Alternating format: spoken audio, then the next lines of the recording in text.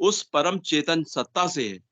यह बात पूर्ण सत्य है कि अध्यात्म विज्ञान भौतिक विज्ञान का जनक है। मनुष्य के अंदर बैठी चेतन शक्ति ही धीरे धीरे क्रमिक विकास के साथ भौतिक विज्ञान को प्रकट कर रही है। यह ज्ञान उसी चेतन सत्ता की देन है। आध्यात्मिक सत्ता के अधीन अगर भौतिक सत्ता का उपयोग संसार में किया जाए तो यह संसार स्वर्ग बन सकता है।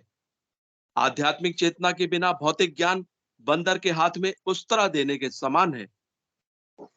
यही कारण है कि पश्चिम जगत के लोग भौतिक ज्ञान की चरम सीमा पर पहुंचकर भी भयंकर अशांत जीवन बिता रहे हैं। मनुष्य जीवन में सुख सुविधा प्रदान करने वाले सभी भौतिक साधन उनको उपलब्ध हैं, परंतु फिर भी उनके जीवन में घोर अशांति और द्वंद्व चल रहा है।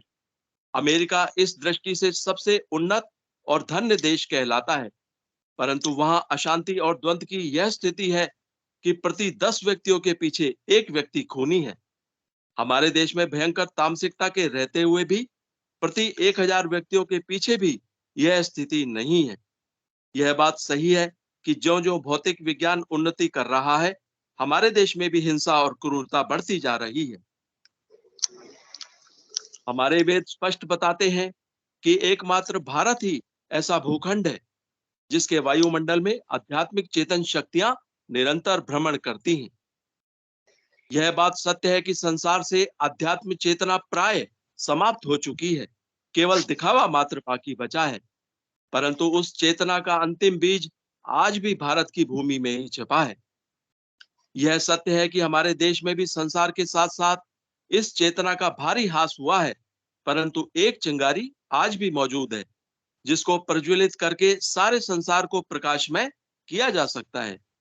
संसार भर के कई संतों ने इस संबंध में विभिन्न प्रकार से भविष्यवाणियां कर रखी हैं। महर्षि महर्षि श्री अरविंद ने तो स्पष्ट घोषणा कर रखी है कि उस अधिमानसिक देव का अवतरण 24 नवंबर आवाज नहीं आ रही है। 1926। गुरु भाई आवाज आ रही है क्या? आ रही आ रही गुरु भाई, आ रही गुरु भाई जी। महर्षि श्री अरविंद ने तो स्पष्ट घोषणा कर रखी है कि उस अधिमानसिक देव का अवतरण 24 नवंबर 1926 को भारत की पुण्य भूमि पर हो चुका है। उस मिशन के विद्वानों ने इस तिथि को श्री अरविंद के सिद्धि प्राप्त करने की संज्ञा दी है, परंतु श्री अरविंद ने स्पष्ट लिखा है कि इस दिन उस परम सत्ता ने संसार के कल्याण हेतु भारत भूमि पर अवतार ले लिया है। सिद्धि प्राप्त करने की झलक तनिक भी उनकी भाषा में दिखाई नहीं पड़ती। हमारे देश में इस समय आध्यात्मिक आराधना का स्वरूप बड़ा ही विकृत बना रखा है। भौतिक जीवन और आध्यात्मिक जीवन के बीच में एक ऐसी काल्पनिक लक्ष्मण रेखा खींच रखी है जिसका अतिक्रमण करना धर्म का पतन माना जाता है। आध्यात्मिक लोगों और भौतिक क्षेत्र के विचरण करने वालों आध्यात्मिक लोगों और भौतिक क्षेत्र में विचरण करने वालों को व्यवहारिक रूप से दो भागों में विभक्त कर रखा है। आध्यात्मिक लोगों का जीवन पूर्ण रूप से निष्क्रिय और अकर्मण्य बना रखा है। ये तथाकथित आध्यात्मिक अध्यात्मवादी लोग विभिन्न प्रकार के नशों के आदि हो जाने के कारण इनका जीवन पूर्ण रूप से आलस्य और अकर्मण्यता से परिपूर्ण हो चुका है। समाज के लिए इनकी उपयोगिता पूर्ण रूप से समाप्त हो चुकी है। ये समाज के लिए पूर्ण रूप से बोझ बन चुके हैं। इस संबंध में समाज में जो जो चेतना और समझ बढ़ने लगी है, त्यों तो इन तथाकथित अध्यात्मवादियों का जीवन संकट में पड़ रहा है। इनकी आजीविका चलनी कठिन होती जा रही है, क्योंकि आज समाज इनको निरर्थक भार समझने लगा है। इस समय ऐसी स्थिति उत्पन्न हो चुकी है कि प्राय इस क्षेत्र के लोगों को अपना जीवन भिक्षावृत्ति के सहारे बिताना पड़ रहा है। इस कमजोरी को छिपाने के लिए उन्होंने भिक्षा को अपने लिए धार्मिक प्रतीक की संज्ञा देकर इसे अपने लिए अनिवार्य घोषित कर दिया है।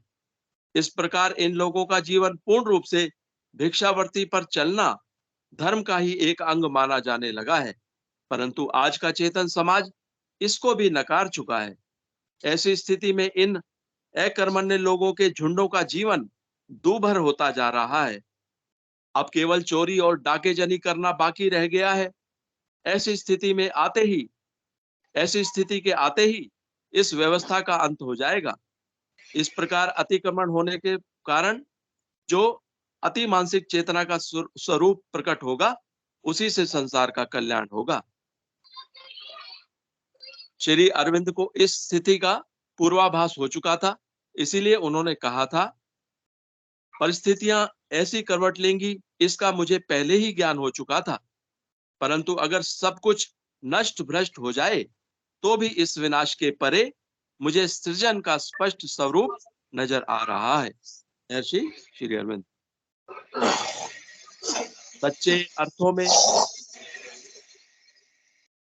सच्चे अर्थों में आध्यात्मिक और भौतिक जीवन एक दूसरे से भिन्न और विरोधी है ही नहीं, दोनों एक दूसरे के पूरक हैं।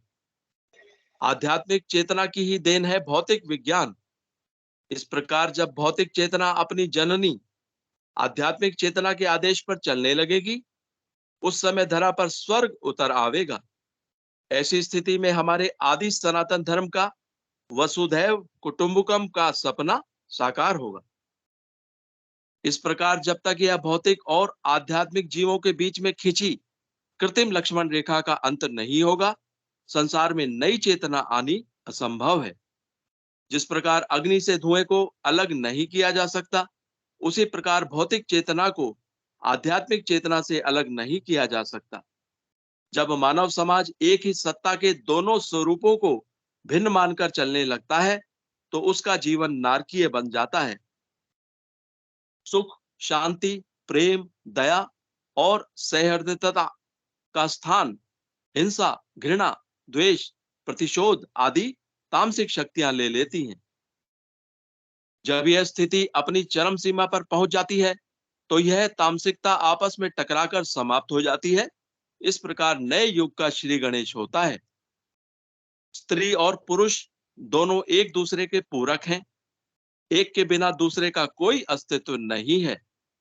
आज मानव समाज में एक पक्षीय व्यवस्था है। विकृति के कारणों में यह भी एक मुख्य कारण है। क्या स्त्री को मोक्ष की आवश्यकता नहीं? आज की धार्मिक मान्यताओं के अनुसार कई धार्मिक आराधनाएं ऐसी हैं जिनको करने की स्त्री जाति पर लोग रोक लगा रखी है। कुछ आराधनाएं ऐसी बना रखी हैं कि प्राकृतिक ढंग से स्त्री उसे करने में सक्षम नहीं है। इस प्रकार धार्मिक क्षेत्र से नारी को एक प्रकार से बहिष्कृत कर रखा है। इस प्रकार जीवन की गाड़ी एक चक्के से चलनी संभव नहीं। मनुष्य जीवन में 15-20 वर्ष तक का समय ऊषा काल का है। इस समय मानव बचपन से निकलकर यौवन अवस्था में प्रवेश करता है। शरीर के सारे अंग पूर्ण स्वस्थ और खून में पूरा जोश होता है। ऐसी स्थिति में मानव कुछ कर गुजरने की स्थिति में होता है। अतः यही उपयुक्त विद्या अध्ययन का समय है। भौतिक विद्या के साथ साथ आध्यात्मिक जगत का ज्ञान भी प्राप्त करने का यही उपयुक्त सही समय होता है। आध्यात्मिक ज्ञान कोई ऐसी वस्तु नहीं है जो भौतिक जीवन में रुकावट डाले। इस समय की गलत मान्यताओं ने उसका विकृत स्वरूप बना रखा है। अगर ईश्वर नाम की शक्ति हमारे भौतिक जीवन में प्रत्यक्ष सहयोग न कर सके, तो फिर उसको मानने की क्या आवश्यकता है? उसके बिना क्या काम चल नहीं सकता?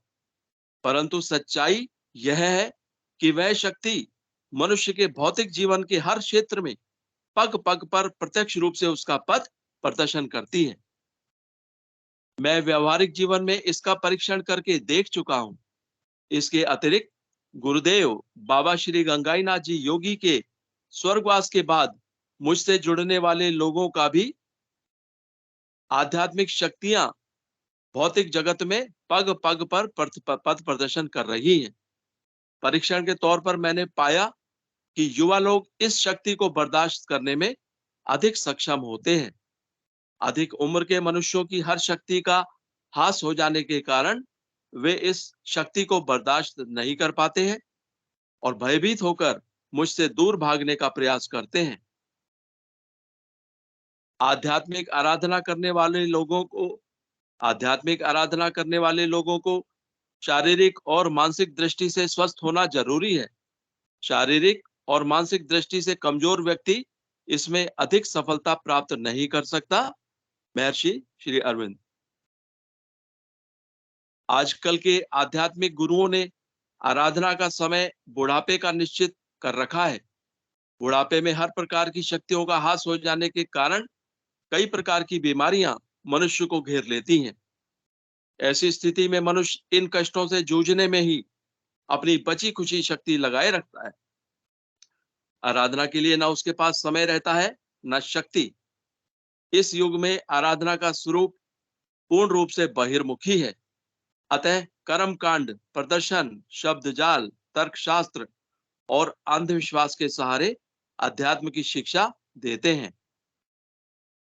यह रास्ता पूर्ण रूप से अध्यात्म जगत से विपरीत दिशा में ले जाता है। अतः परिणाम देने का प्रश्न ही पैदा नहीं होता। युवा शक्ति नए नए ज्ञान को ग्रहण करने की जिज्ञासा रखती है।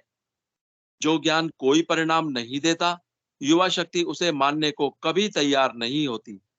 हमारे हमारे सभी ऋषि कह गए हैं कि अंतर्मुखी हुए बिना आध्यात्मिक शक्तियों से संपर्क और उसकी प्रत्यक्षानुभूति असंभव है। जिस व्यक्ति के अंदर वह शक्ति चेतन हो चुकी होती है, मात्र वही औरों को चेतन करने की स्थिति में होता है। निर्जीव और अचेतन से मानव का कुछ भी भला नहीं हो सकता।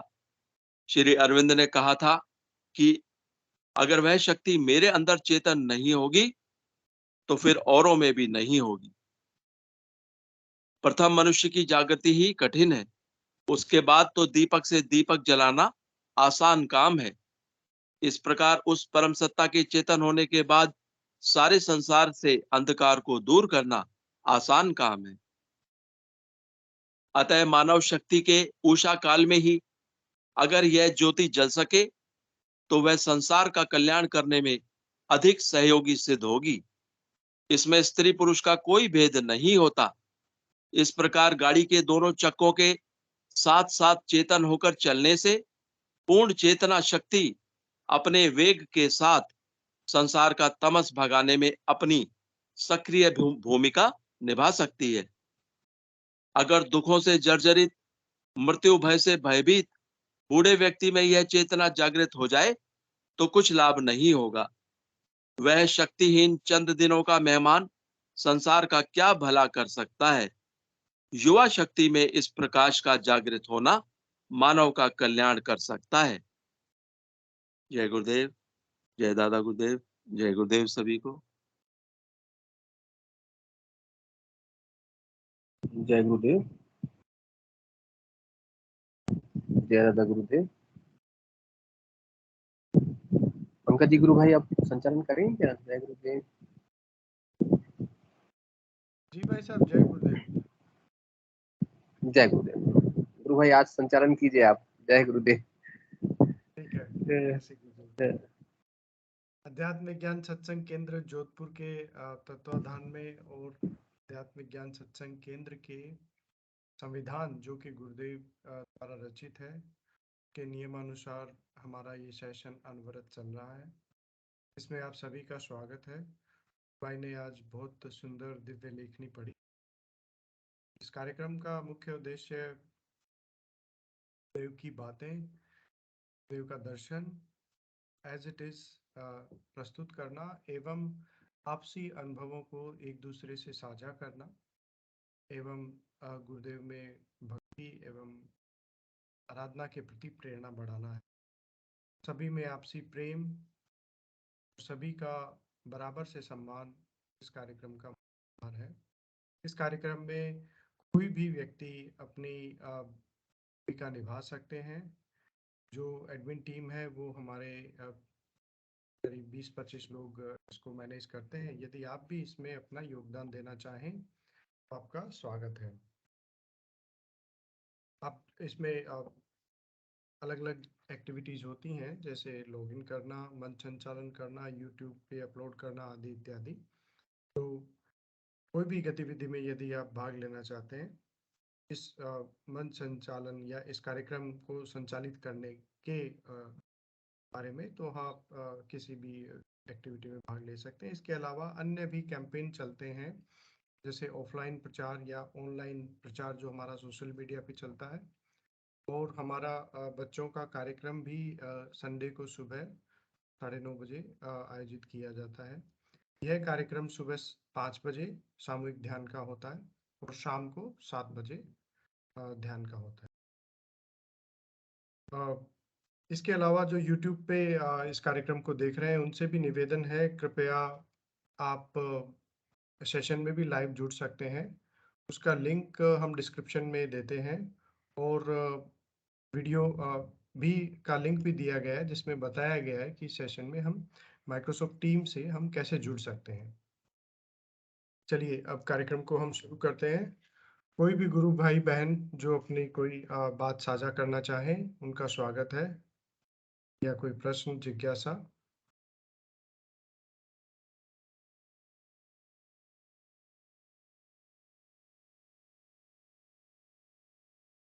जब तक दूसरे गुरु भाई बहन आते हैं। जी विनोद जी, गुरु भाई, जय गुरुदेव। आप कुछ कहने वाले थे, पहले आप वो बात पूरी कर लीजिए, फिर मैं बोलता हूँ।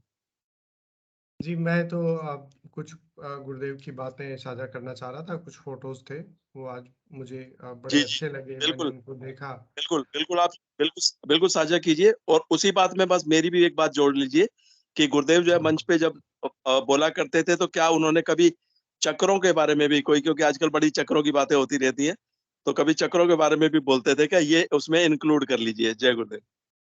जय गुरुदेव गुरु भाई, जय।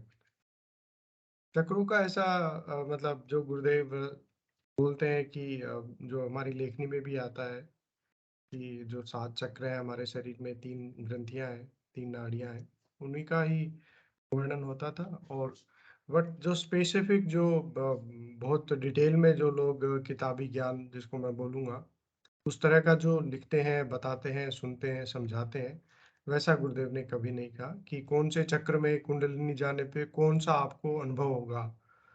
वो सब चीज़ें कभी गुरुदेव ने नहीं कही। गुरुदेव ने हमेशा मतलब जो मुझे याद है, यही कहा कि नाम जप करते रहो, कुंडलिनी अपने आप ऊपर बढ़ेगी। आपको रास्ते में बहुत सारी सिद्धियां मिलेंगी, परंतु उनमें ना उलझ के, और अंततः जो सहस्रार चक्र है उसमें लय होना ही मनुष्य जीवन का उद्देश्य है। चलिए साथ ही साथ मैं स्क्रीन शेयर करता हूँ आपको। उम्मीद है मेरी स्क्रीन आप सभी को दिखाई दे रही है। जी, दिखाई दे रही है।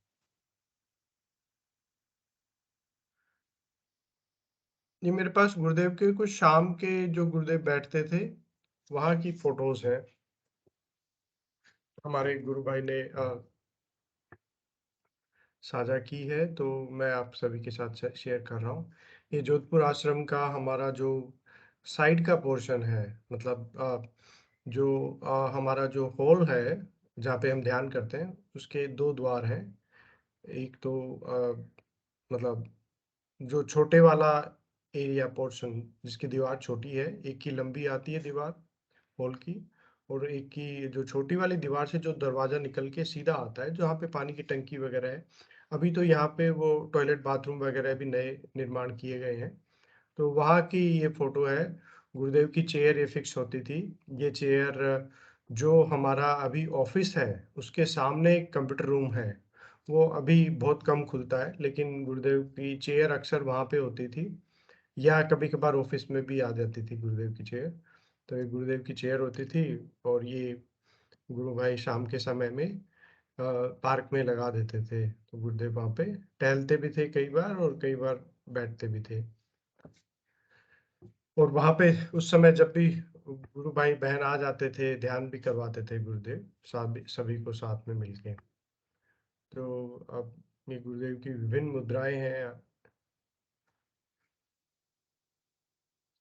गुरुदेव काफी देर तक बैठा करते थे वहाँ पे, शाम भी हो जाती थी तो मतलब बैठे रहते थे, उनको अच्छा लगता था वहाँ बैठना।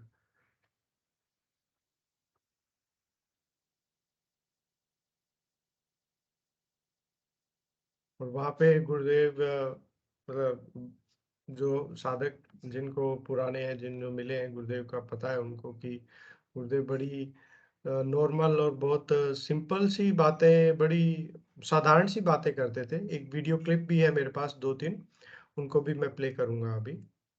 तो इस तरह का गुरुदेव का ये वहाँ पे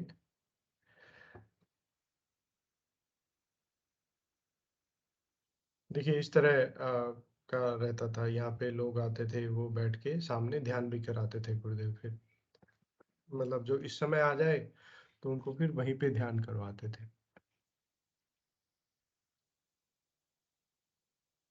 अब आपको शायद क्लियर हुआ है कि ये कौन सी जगह है। थोड़ा सा छोटा ग्राउंड है साइड में, परंतु बहुत अच्छा है। यहाँ पे गुरुदेव बहुत बार बैठे हैं। तो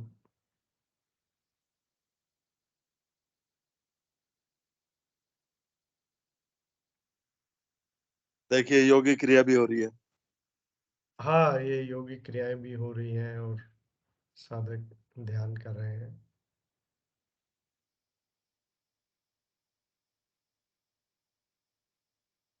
गुरु भाई, आपने कभी ऐसा कहते हुए सुना गुरुदेव को कि कमर की हड्डी जो है, रीढ़ की हड्डी सीधी रखो? नहीं, नहीं, नहीं। वैसे आपको मैं बात बताऊं, एक ये व्यक्तिगत है मेरी, आप इसको वैसे मत लीजिएगा। गुरुदेव का भी जो मतलब जब आप गुरुदेव स्पीच देते थे तो जब गुरुदेव बैठते थे तो थोड़ा सा झुकाव रहता था हमेशा गुरुदेव के ना, जो मतलब बहुत से साधकों के भी रहता है। मतलब कमर गुरुदेव ने कभी ऐसा सीधी करने का और इस तरह का कभी नहीं कहा। और गुरुदेव तो ये कहते थे कि जो आसन लगना है वो स्वयं लगेगा आसन आपका, तो आपको उसके लिए विशेष प्रयास करने की कोई आवश्यकता नहीं है। जी गुरु भाई, तो वो दीक्षा के टाइम पे भी ऐसे मतलब बोलते नहीं थे दीक्षा देते वक्त भी कि रीढ़ की हड्डी सीधी रखो? नहीं, नहीं, बिल्कुल नहीं गुरु भाई। गुरुदेव तो हमेशा कहते थे जैसे आप आराम से बैठ सको, बैठने की भी अगर आप में एक क्षमता नहीं है तो आप लेट के भी ध्यान कर सकते हो। तो गुरुदेव ने कभी इस तरह किसी विशेष पोजीशन को या इस तरह को हठयोग वाली जो बातें हैं वो कभी गुरुदेव ने कभी प्रोत्साहित भी नहीं की और ना ही कभी खुद करवाई। और गुरुदेव तो स्वयं कहते थे कि ये जो हठयोग है ये ठीक नहीं है। मतलब बस मन आपने में सुना हो। एक जिज्ञासा पैदा हुई कि जब, जी जी, बस मन में एक जिज्ञासा पैदा हुई थी कि जब दीक्षा देते थे सामने बैठे हुए लोगों को, अभी जैसे हम्म, कुछ लोग बैठे हुए हैं, तो इस तरह से जो लोग बैठे हुए थे और दीक्षा लेने आते थे, तो हम्म। दीक्षा देने दीक्षा देने के टाइम पे तो नहीं कहते थे कि थोड़ी देर के लिए कमर सीधी रखो, रीढ़ सीधी रखो? नहीं, नहीं, नहीं, नहीं, ऐसा मतलब इस तरह की बातें कभी गुरुदेव ने की ही नहीं। गुरुदेव एक ही बात कहते थे कि आप नाम जप करो और नाम जप से ही आप में जो भी आसन लगना है, स्पीच में ही बोलते हैं ना, पहले पहले आपका आसन बदलेगा। जो आसन आपके लिए अनुरूप है उसमें आप चले जाओगे।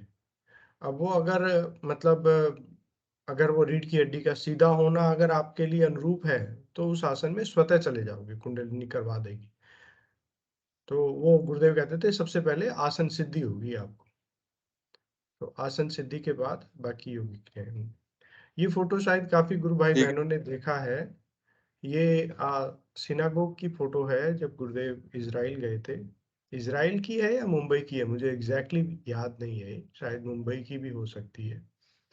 तो वहाँ पे गुरुदेव ने फोटो खिंचवाए थे। सिनागोग जो यहूदियों का मंदिर होता है बेसिकली, वहाँ पे गुरुदेव गए थे और उन्होंने ये फोटो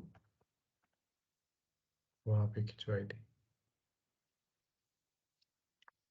ये गुरुदेव की सीढ़ियों से उतरते हुए जोधपुर आश्रम का बड़ा मतलब बहुत बार जो आसमान की छटाएं थी बड़ी खूबसूरत होती थी। शाम के समय गुरुदेव बैठते थे, बड़ा आनंद आता था। मतलब खुले आसमान के नीचे गुरुदेव सामने बैठे हैं, हम नीचे बैठ के ध्यान करते थे।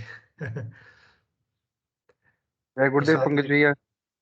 जी, जी, जय गुरुदेव भाई साहब। ये फोटो गुरुदेव की फोटो देख रहा हूँ, मेरे पूरे शरीर के रोंगटे खड़े हो गए। जी जी जी भाई साहब, है ही इतनी दिव्य फोटोज गुरुदेव की। और गुरुदेव की फोटो देख के मेरे को नाम सुनाई भी दे रहा है और मेरे को अब ठंड सी लगने लगी। अच्छा। जी जी जी। हाँ। ध्यान लग रहा है भाई साहब आपका ये। मुझे भी जब गहरा ध्यान लगता है तो उसके साथ बहुत तेज ठंड लगती है, क्योंकि अंदर टेम्परेचर बढ़ जाता है, बाहर कम होता है, तो उससे ठंड लगती है। तो और ये फोटोज तो बड़ी दिव्य है, मतलब अ, गुरुदेव ने जो यहाँ पे धरती पे अपने पल बिताए हैं, जो हम कार्यक्रम की फोटोज देखते हैं वो तो अक्सर मतलब लगभग सेम सी रहती है, परंतु उसके अलावा जो गुरुदेव की फोटोज हैं, मुझे भी आज बहुत भावुकता आ गई इन फोटोज को देखते हुए। मुझे लगा सभी गुरु भाई बहनों के साथ साझा करनी चाहिए, सभी को इसका लाभ मिलना चाहिए। तो बहुत आनंदमय जो गुरुदेव की मुद्राएं होती थी। अलग अलग गुरु भाई कोई प्रसाद लेके आते थे, कोई माला लेके आते थे, कोई गुरुदेव के चरणों में चढ़ाते थे फूल, कोई माला पहनाते थे। इस तरह का बहुत दिव्य एक अनुभव रहता था सभी का। और भी बहुत सी फोटोज हैं, वो मैं टाइम टाइम पे सेशन में साझा करूंगा। आज हमने सिर्फ शाम की फोटोज ली हैं, जो शाम को गुरुदेव बैठते थे और क्या बातें होती थी। तो अब इसके अलावा कुछ मेरे पास वीडियो क्लिप्स भी हैं, वो मैं आपके साथ साझा करूंगा। इसमें कुछ शायद योगिक मुद्राओं की है और दो तीन गुरुदेव के मतलब बातें करते हुए की है। जानने में नहीं आया देखिए कितना कठिन योग होता है। देखिए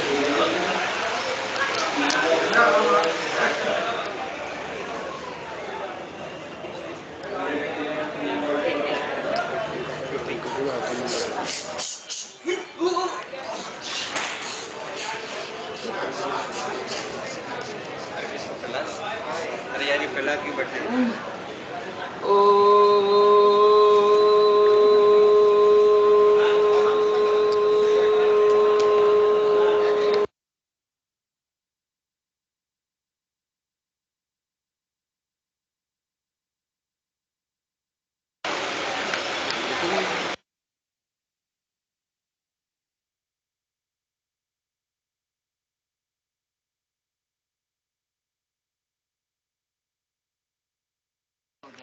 तो कहते हैं सारे।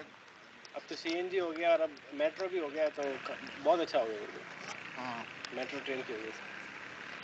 हाँ मेट्रो द्वारका से चलती है। जी गुरुदेव, मैं था द्वारका में। उस समय गुरुदेव वो काम चल रहा था उधर उस तरफ। हाँ हाँ हाँ जी गुरुदेव। तो भी था क्या वहाँ? जी गुरुदेव। कुलदीप रत्नू। जी जी गुरुदेव आया था। हाँ जहाँ उनका फ्लैट था उसके सामने ही एक स्टेशन बना हुआ गुरुदेव। अच्छा हाँ है।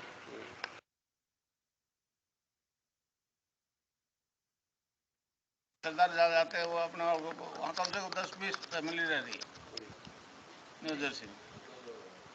गुरुद्वारा बड़ा है बाकायदा।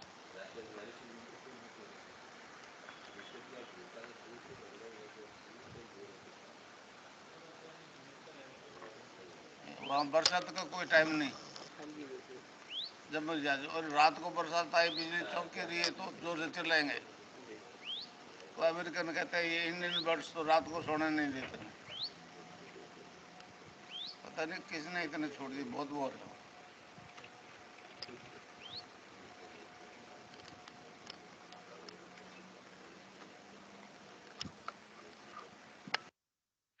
तो ये गुरुदेव ने मतलब जब यूएस से आए थे उस समय की बात बता रहे थे गुरुदेव कि मेरे को भी हंसी आ गई सुन के, कि जो आपके वहाँ पे बारिश बहुत होती है, और जब बारिश होती है तो लाइट चली जाती है। रात को अगर लाइट चली जाए, बारिश हो रही है, तो वहाँ पे इंडियन लोग बहुत चीखते चिल्लाते हैं, तो हू हल्ला करते हैं। तो वहाँ के लोकल जो रेजिडेंट होते हैं वो कहते हैं कि इंडियन बर्ड्स रात को भी सोने नहीं देते। तो इस तरह का एक मतलब गुरुदेव ने एक सुनाया। जी, मैं अब अनिल जी गुरु भाई से निवेदन करूंगा कि वो कृपया आए मंच पे और अपनी बात साझा करें। जय गुरुदेव गुरु भाई। अरे बेटा, जय गुरुदेव। मेरा सवाल है, आध्यात्म आध्यात्म क्या है? आध्यात्म के जीवन में महत्व क्या है? जी जी। बेटा, आपने गुरुदेव का स्पीच सुना है? अच्छा, बहुत अच्छा गुरु भाई। तो उसमें मैं अपने पहला मेरा मत रखूंगा इस बारे में, और फिर आप सभी, हम सभी इस बारे में और बात करेंगे। आप सभी भी अपना अपना पक्ष रखें। हमारे मन में किसी चीज का ख्याल तब तक नहीं आता है जब तक उस चीज के बारे में हमें बताया नहीं जाता या हमें उसके बारे में जानते नहीं है। तो कहने का मतलब कि मेरे मन में कभी भी ख्याल नहीं आया कि मैं आकाश में बिना एरोप्लेन के उड़ रहा हूँ, क्योंकि इसकी संभावना जीरो है। इसकी संभावना बिल्कुल नहीं है। मैं आपसे इतना कहना चाह रहा था कि अध्यात्म का जो भी मतलब हो, वैसे तो इसका मतलब आपको शायद सेशन में भी पहले भी हमने डिस्कस किया है, परंतु इसका जो भी मतलब हो, इस आराधना में इसको बुद्धि से समझने का बहुत अधिक महत्व नहीं है। परंतु क्योंकि आपने पूछा है, तो इसका जैसा कि बहुत से गुरु भाई बहन कहते हैं कि आत्मा का और परमात्मा का जो मिलन की जो एक विद्या है, उसको अध्यात्म कहेंगे। जी। मैं बाकी और गुरु भाई बहनों से भी निवेदन करूंगा कि कृपया बिटिया के इस प्रश्न पे यदि आपका अनुभव से आप जवाब देना चाहें, किताबों से ना दे के अनुभव से, तो बहुत अच्छा होगा। जय गुरुदेव।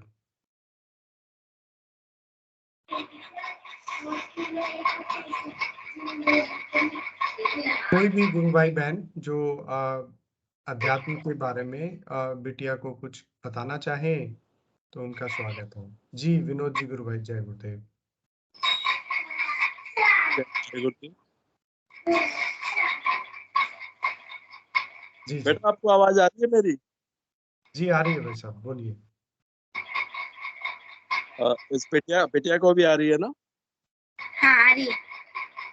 अच्छा बेटा, मैं जो थोड़ा बहुत समझ सका हूँ उसके हिसाब से बता रहा हूँ कि जैसे आज की लेखनी में भी वो गुरुदेव कहते हैं कि अमेरिका में, जो कि सबसे ज्यादा उन्नत, सबसे ज्यादा अमीर देश है, वहां पे लोगों को संसार की सारी सुख सुविधाएं मिली हुई हैं। हर भौतिक सुख की सारी सुविधाएं उनके पास, सबके पास है, लेकिन फिर भी वो अशांत है, फिर भी वो दुखी है, फिर भी वो स्ट्रेस में है। तो शांति उनको नहीं मिल पाई, यानी कि जो भौतिक सुख सुविधाएं हैं, ये गाड़ी बंगला वगैरह, ये उनको शांति नहीं दे सका। शांति के लिए वो भारत में ही आते हैं, यहीं पे आके जो है वो उनको शांति मिलती है। आश्रमों में देखो कितने अंग्रेज अंग्रेज भरे पड़े हैं।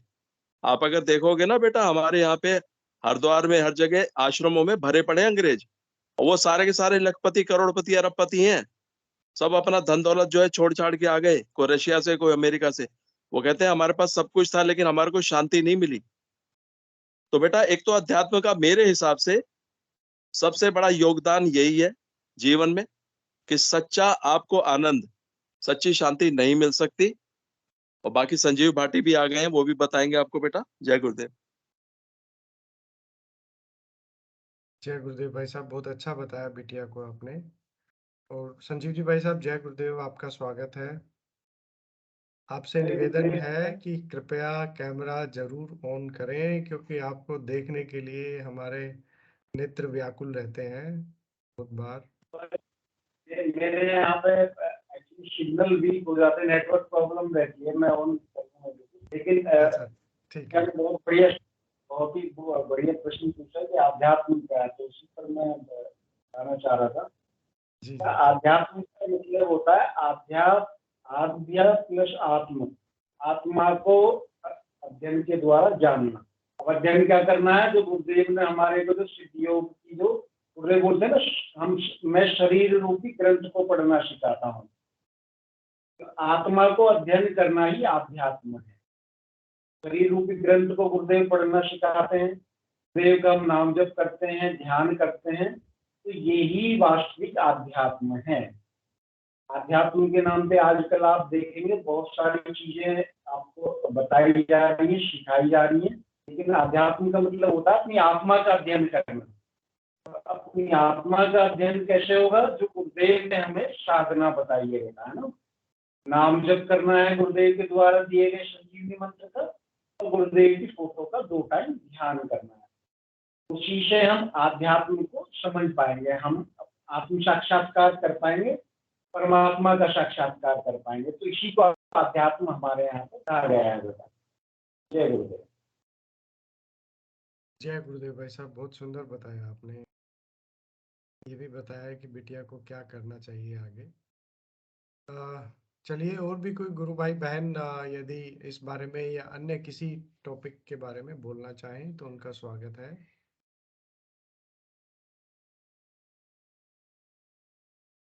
जी शिवम जी गुरु भाई, जय गुरुदेव।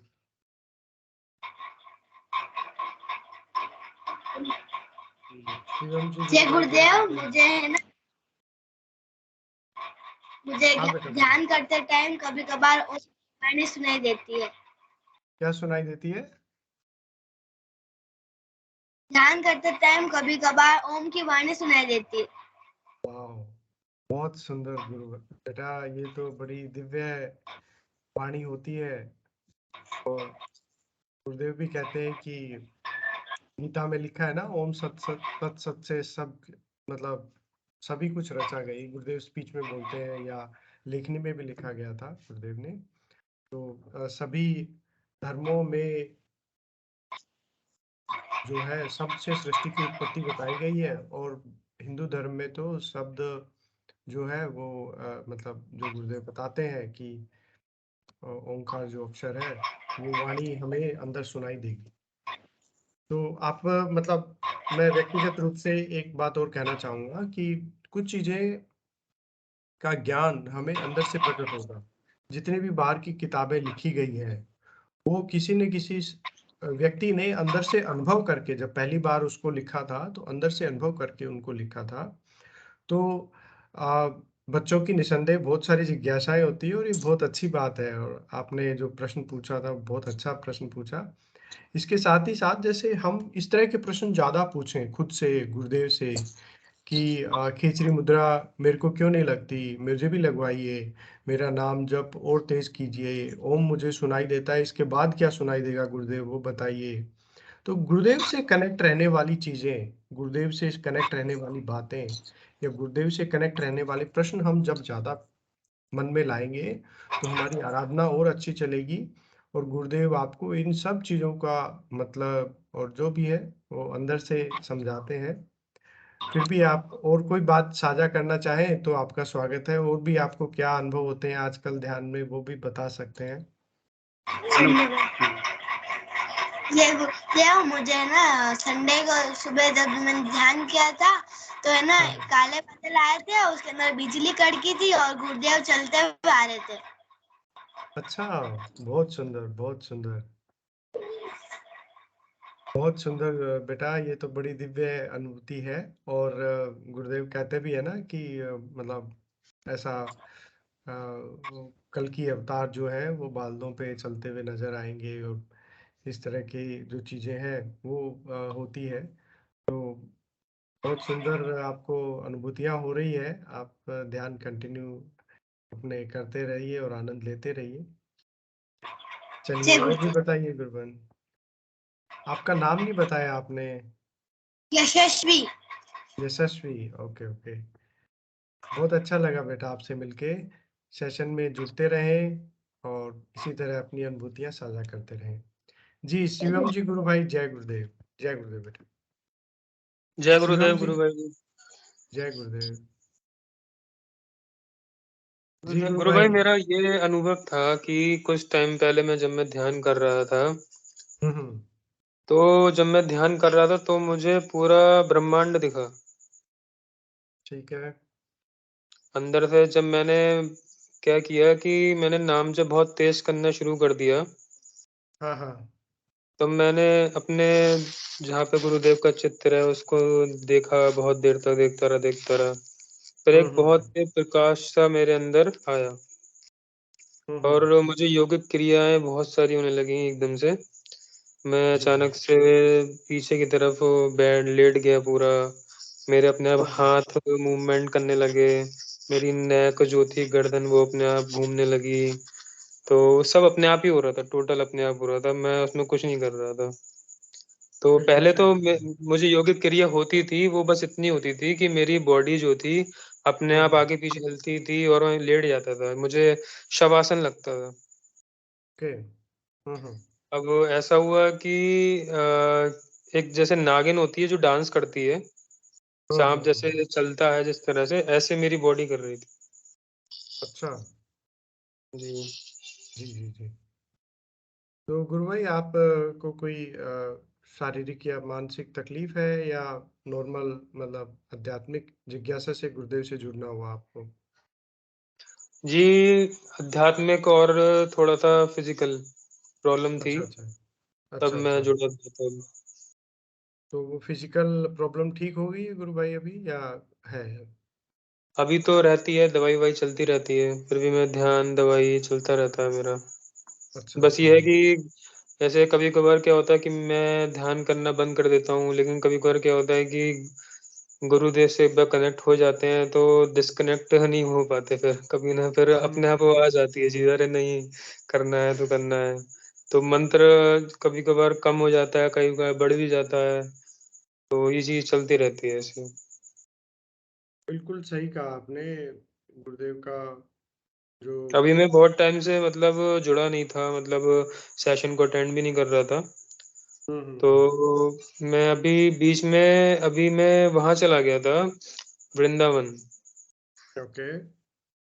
तो वहाँ पे इस्कॉन टेम्पल का एक बहुत बड़ा, जो उनके इस्कॉन टेम्पल के जो बहुत बड़े वो हैं हम्म गुरु, तो हम्म मेरा जो फ्रेंड है वो इस्कॉन टेम्पल से जुड़ा हुआ है। हम्म तो वहाँ पे महामंत्र चल रहा था, बहुत सारे लोग हम्म महामंत्र का जाप कर रहे थे और हम्म। मेरा गुरुदेव का मंत्र चल रहा था, जी जी जी। अकेला। तो मुझसे हम्म कई सारे लोगों ने वहाँ प्रश्न भी किया, भाई आप क्यों नहीं ये मंत्र बोल रहे हो? या फिर मैंने हम्म। कहा कि मेरा मंत्र वो चलता रहता है हमेशा मेरे मन में। बोले जी आप जी। अपना करो। तो वहाँ से मेरे काफ़ी सारे प्रश्न उठने लगे। हाँ। लेकिन मेरे माइंड में गुरु भाई ये बात आती है कि है तो वो भी ईश्वर का नाम, और जो गुरुदेव ने हमें दीक्षा दी वो भी ईश्वर का नाम है। तो हम्म। जैसे अगर मैं कभी-कभार वो मंत्र भी बोल दिया था मैंने, तो हम्म। गुरु इसमें कोई ऐसी कोई बात तो नहीं है, जैसे अगर हम वो मंत्र भी अगर हम जपें? जी जी विनोद जी गुरु भाई कुछ कहना चाह रहे हैं विनोद जी भाई साहब आप? जी चलिए जी गुरु संजीव। भाई। शिव हाँ जी बताइए गुरु शिव भाई जय गुरु। शिवम भाई, जय गुरुदेव शिवम भाई। जय गुरुदेव। गुरु भाई, बस मैं आपसे अपने विचार ये रखना चाहता हूँ कि हमारे गुरुदेव ने इस बारे में बताया है कि ये जो संजीवनी मंत्र जो गुरुदेव देते हैं, जी। ये चेतन मंत्र है। और गुरुदेव जो है जब ये कहते हैं कि दूसरे मंत्र जो है उसका जाप नहीं करोगे, सिर्फ हुँ, इसी को, तो गुरुदेव ये कहते हैं कि अगर आप दूसरा मंत्र जप रहे हो और आपको रिजल्ट मिल रहे हैं, तो फिर हुँ, मेरा वाला करने की जरूरत नहीं है। ठीक है। हुँ, तो बाकी बाकी जो है मंत्रों के लिए गुरुदेव ने ये कहा है कि भाई अगर उससे आप कर रहे हो रिजल्ट मिल रहा है, तो फिर मेरा वाला करने की जरूरत नहीं है, क्योंकि आपको रिजल्ट तो मिल ही रहे हैं। लेकिन अगर आपको रिजल्ट नहीं मिल रहे और मेरा वाला करना चाहते हो, तो फिर बाकी छोड़ने पड़ेंगे। इसके पीछे रीजन ये है, जहां तक मैं समझ पाया हूं, कि ये चेतन मंत्र है, इसमें असंख्य गुरुओं की कमाई है। और गुरुदेव कहते हैं मैं तो बांटने के लिए निकला हूं। और आपको मैं एक बात और बताना चाहूंगा कि जब गुरुदेव ने वो गायत्री मंत्र की जब सिद्धि करी, तो सारे के सारे जो है वो लोग हैरान हो गए थे। वो कहने लगे कि ये कैसे हो सकता है, ये तो शिव जी द्वारा, भगवान शिव द्वारा किलित मंत्र है, ये कैसे आपने कलयुग में सिद्ध कर लिया? अब गुरुदेव तो हमारे क्योंकि जो है खुद जो है भगवान है। तो उनके लिए तो वो कीलित मंत्र को भी जो है सिद्ध करना कोई बड़ी बात नहीं थी, ठीक है। लेकिन बाकी जो ज्ञानी पंडित थे वो हैरान हो गए कि ये आपने कैसे सिद्ध कर लिया, ये तो कीलित मंत्र है। तो गुरुदेव ने हमें जो संजीवनी मंत्र दिया है, तो उसमें यही फर्क है कि बाकी जो है वो सारे के सारे कोई या तो कीलित है या कोई चेतन मंत्र नहीं है। और गुरुदेव ने अपनी स्पीच में एक जगह ये भी कहा है कि आप किताबों से तो पढ़ सकते हो, किताबों में आपको बहुत मंत्र मिल जाएंगे, लेकिन उन मंत्रों का जाप करने से कोई फायदा नहीं होगा। और ये है चेतन मंत्र, संजीवनी मंत्र, असंख्य गुरुओं की कमाई है इसमें। और मैं तो लुटाने के लिए निकला हूं, इसलिए रिजल्ट मिलते हैं। और इसीलिए हमारे गुरुदेव कहते हैं कि भाई बाकी जो है वो आप मत करो। लेकिन आखिरी बात जो आपने कहा कि भाई वो भी भगवान का नाम है, ठीक है, भगवान का नाम है, आप उसको ले लोगे तो कोई बुराई नहीं है, ठीक है। लेकिन ये संजीवनी मंत्र जो है ये चेतन मंत्र है, और इसलिए जो है हमारे को इसी का जो है जाप करना चाहिए। रिजल्ट हमारे को इसी से मिलते हैं और इसी से मिलेंगे। जय गुरुदेव।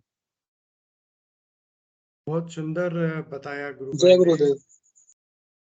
जी जी, जी, वो जय तो गुरुदेव। मुझे पता था कि हम दूसरा मंत्र नहीं कर सकते, बट वहाँ पे एक्चुअली क्या था कि वहाँ पे 10,000 युवा थे, तो वो 10,000 युवा जब मंत्र का जाप कर रहे थे एक साथ में, तो फिर मेरे मन में दोनों मंत्र चलने लगे। एक गुरुदेव का ही मंत्र चल रहा था और मैं बोल वो मंत्र रहा था, मुंह से वो मंत्र निकल रहा था।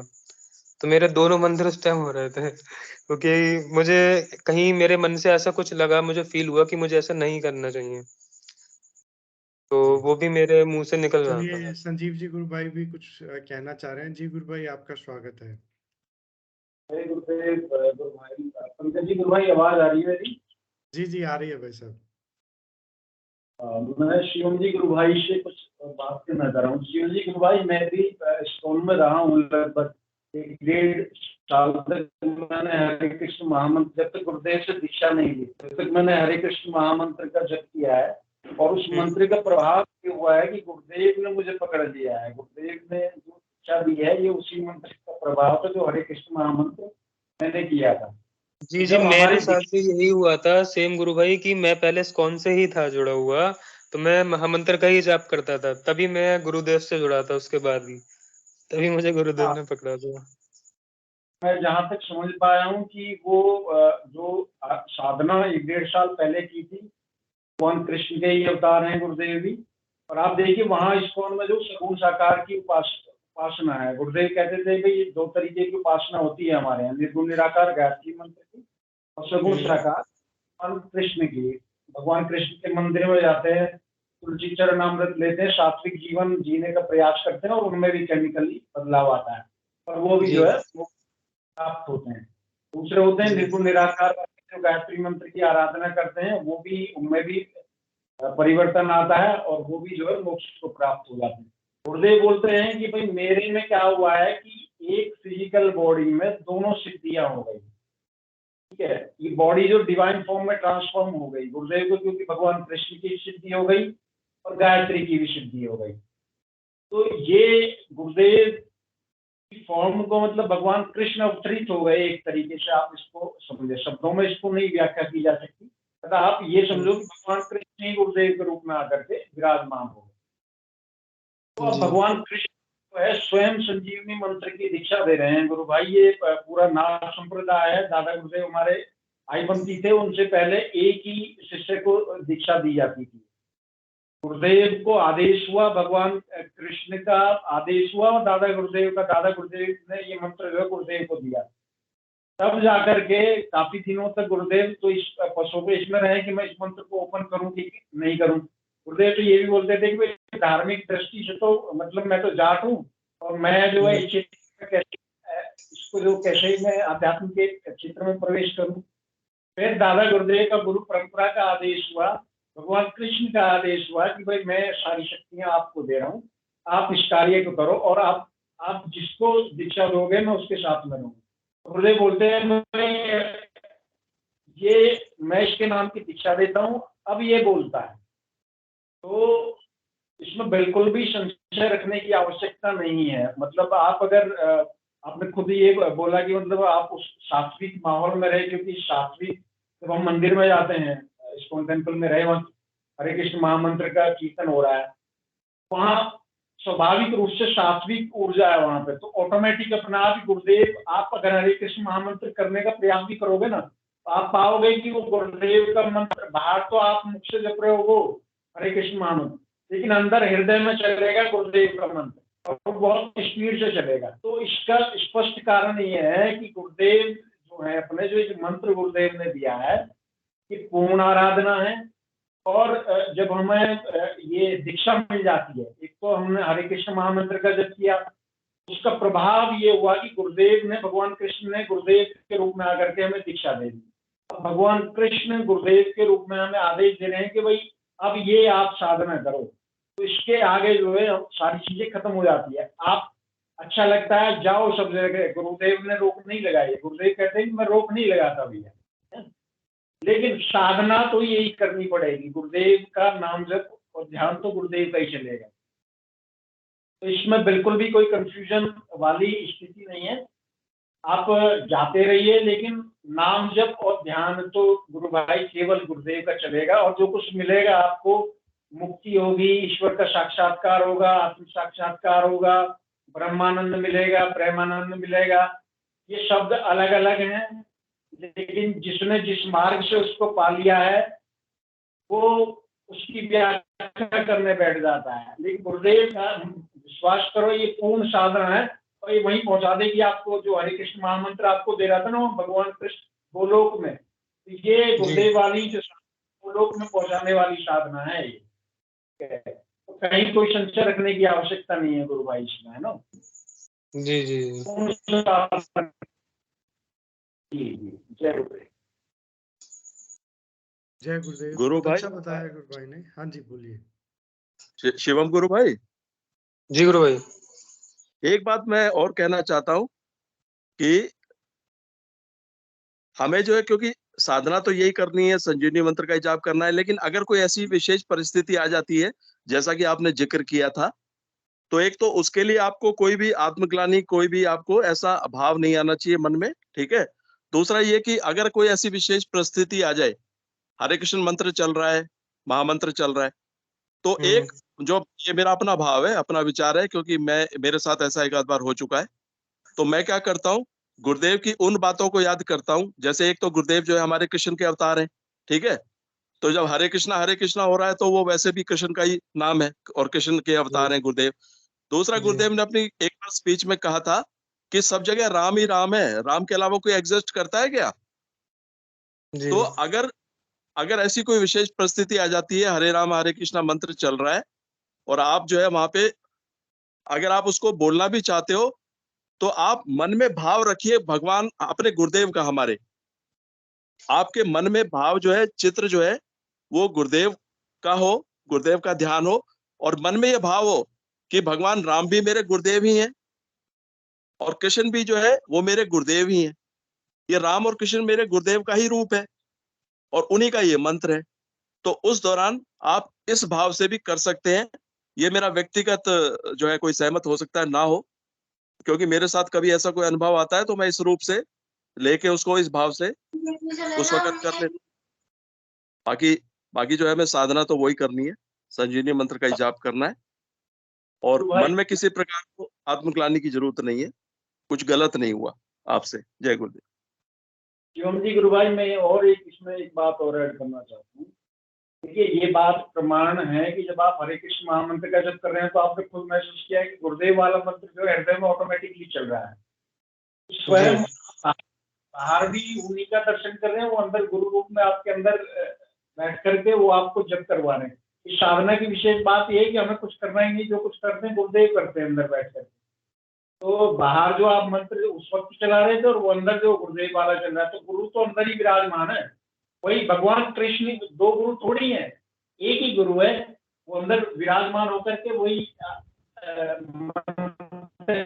करवाते और वही साधना करवाते हैं। और हमारे यहाँ तो गुरुदेव साधना करने वाले हैं और करवाने वाले, हमें तो केवल गुरुदेव जाना है और गुरुदेव का काम जाना है, हमने कुछ ज्यादा बुद्धि लगानी ही नहीं है। अच्छा, एक चीज और मैं इसमें बताता हूँ। देखो, इसमें हमारे शास्त्रों में बात आती है, भाई ये मार्ग ऐसा है कि भगवत गीता में भगवान कृष्ण कहते हैं कि इस मार्ग पर चलते हैं लाखों करोड़ों लोग हैं, और ऐसे लाखों करोड़ों लोगों में से वास्तव में कोई हजार जो इस मार्ग में टिक पाते हैं। ऐसे हजारों में से कोई वास्तव में एक व्यक्ति मुझे पूर्ण रूप से जान पाता है।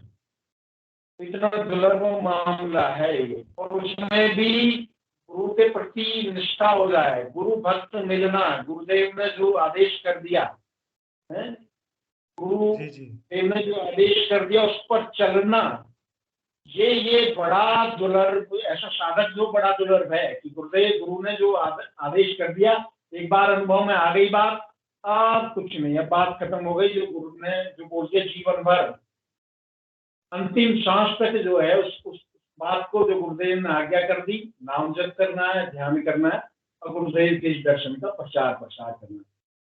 तो ये गुरु आज्ञा है साधकों के लिए। गुरुदेव पहले बोलते हैं कि भाई देखो, नाम जप करो और ध्यान करो। नाम जप और ध्यान चल रहा है तो स्वाभाविक सी बात है, प्रचार तो ऑटोमेटिक होगा ही होगा, रोक नहीं सकते आप अपने आप को।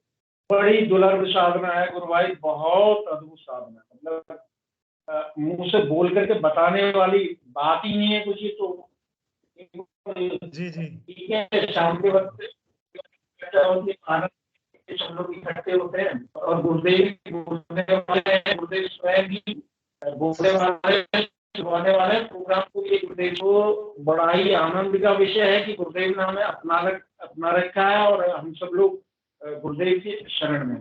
बहुत बहुत जय गुरुदेव। जय गुरुदेव भाई साहब, जय गुरुदेव जी। विनोद जी भाई साहब, आपको थोड़ा लेते हैं, अभी समय भी हो रहा है। जी बस नहीं, मुझे सिर्फ एक बात पूछनी है शिवम भाई से सेशन खत्म होने से पहले, कि इन्होंने ये जो जिज्ञासा रखी थी, अपना सवाल रखा था, इनको ये शांति हो गई या अभी इनको कुछ और पूछना है, कुछ कहना चाहते हैं? जय गुरुदेव। नहीं, मुझे समझ आ गया कि मतलब मेरा ये था कि वो चीज मेरे साथ ऑटोमेटिक हो रही थी कि जब 10,000 लोग एक साथ उस महामंत्र का जाप कर रहे थे, तो मेरे अंदर तो गुरुदेव का ही मंत्र चल रहा था, बट मैं बोल उनका महामंत्र रहा था। तो इसमें कोई मुझे गिलानी वाली बात तो करने की जरूरत नहीं है? जी नहीं, कोई दिक्कत नहीं है भाई साहब। गुरुदेव स्वयं कहते हैं, इस पे भी मैं भी अपने 1-2 बिंदु रखूंगा बहुत कम समय में। सबसे पहली बात तो गुरुदेव कहते हैं आपको नाम जप करना है, नाम को पकड़े रहना है। बाकी जो कुछ होगा आपके जीवन में स्वतः होगा। मतलब जो मंदिर जाना है, मस्जिद जाना है, गुरुद्वारे जाना है, किताबें पढ़ना है, वो सब समय के साथ छूट जाएगा। तो मेरे साथ भी बड़ा ऐसा अनुभव बहुत स्ट्रांग हुआ है ये मेरे साथ। दूसरा, मैं इसमें आपको उदाहरण दूंगा जो गुरु भाइयों ने बहुत अच्छे से समझाया, संजीव जी भाई साहब ने और विनोद जी ने बड़ा मतलब एकदम सटीक समझा दिया। अब इसमें क्या होगा, कई बार हम यार दोस्तों के दबाव में आके बिना मन के भी कई बार चले जाते हैं। तो उससे क्या होता है कि जैसे आप मेरे साथ सामने खड़े हो और मैं आपकी फोटो से बातें कर रहा हूँ, आपसे नहीं कर रहा हूँ, तो आपको कितना बुरा लगेगा। गुरु साक्षात ईश्वर की मतलब उत्कृष्ट फॉर्म होती है। गुरुदेव कहते हैं ना, गुरु जो होता है ईश्वर के 5 कारण होते हैं, उनमें से अनुग्रह कारण लेके मतलब आता है गुरु। गुरु ईश्वर की पराकाष्ठा है। दूसरा, हमारे तो साक्षात कल की आए हैं। तो एक तरह से यही बात हुई ना कि आप तो उनकी फोटो में उलझे पड़े हो, वो सामने आपके साक्षात खड़े हैं। उनसे तो हम बात कर नहीं रहे हैं, और तो फोटो में या दूसरी चीजों में, मतलब मंदिर में, मस्जिद में, किताबों में ढूंढ रहे हैं उनको। तो एक तो ये बात। दूसरा, जो मंत्र की बात है, तो देखो मतलब जैसे मेरे पास बैलगाड़ी है और मेरे पास फरारी है। मुझे एक शहर से दूसरे शहर जाना है, तो मुझे कौन सी से जाना चाहिए? ऑब्वियसली फरारी से, क्योंकि वो जल्दी पहुंचाएगी। हो सकता है बैलगाड़ी पहुंचा दे कभी कैसे भी, उसकी कोई गारंटी भी नहीं है, परंतु हो सकता है। आप एक पैर इसमें एक पैर उसमें नहीं रख सकते, समझ रहे हैं आप? तो एक निष्ठा होनी बहुत जरूरी है, और इस तरह की गतिविधियों से हमारी एक निष्ठा भंग होती है। ऐसा मेरा मानना है व्यक्तिगत, कि जब हम इस तरह के माहौल में जाते हैं या इस तरह की चीजों को हम देखते सुनते हैं, हालांकि वो भी एक सात्विक नाम है ईश्वर का, निसंदेह है, परंतु जैसा गुरु भाई ने बताया कि ये गुरु और आपके बीच में कौन है? ये मंत्र ही तो है। ये एक धागा है मंत्र का, ये पावर है, वो आपको ट्रांसफर कर रहे हैं पावर। वो उसको मतलब उसके बराबर तो बहुत कोई हो ही नहीं सकता। तो कहने का मतलब कि इस मंत्र में, गुरुदेव के वाक्यों में हमें एक निष्ठा आनी चाहिए, और इस तरह की चीजें अगर हो रही है तो होने दें, और संभव हो तो गुरुदेव से प्रार्थना करें कि मेरे साथ इस तरह की चीजें ना हो, जिनको मैं रोक नहीं पाता हूँ, वातावरण से जो आती हैं, और स्वयं भी इस तरह का अवॉइड करने का प्रयास करें। चलिए, हमारे सेशन का भी समय हो रहा है।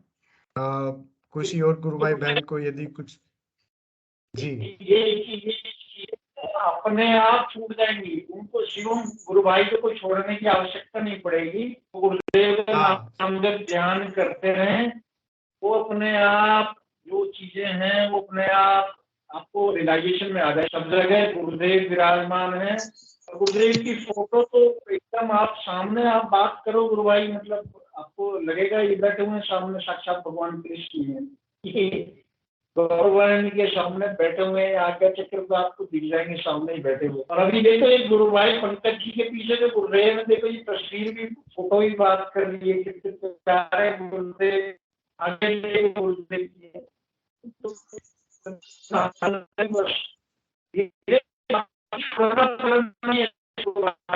आपको आनंद आए, लेकिन शर्त ये गुरुदेव का नाम जब ध्यान करते हैं। जय गुरु। जय गुरुदेव, जय गुरुदेव। चलिए, सेशन का आप समापन करते हैं हम। मैं निवेदन करूंगा, आज हिंगू जी शायद है नहीं सेशन में। हिंगू जी गुरु भाई यदि हों तो कृपया मंच पे आएं और सेशन का समापन करें। नहीं तो हमारे पीके सिंह जी गुरु भाई, जी पीके सिंह जी गुरु भाई, जय गुरुदेव। कृपया आप मंच का समापन जय करें। गुरुदेव सभी को।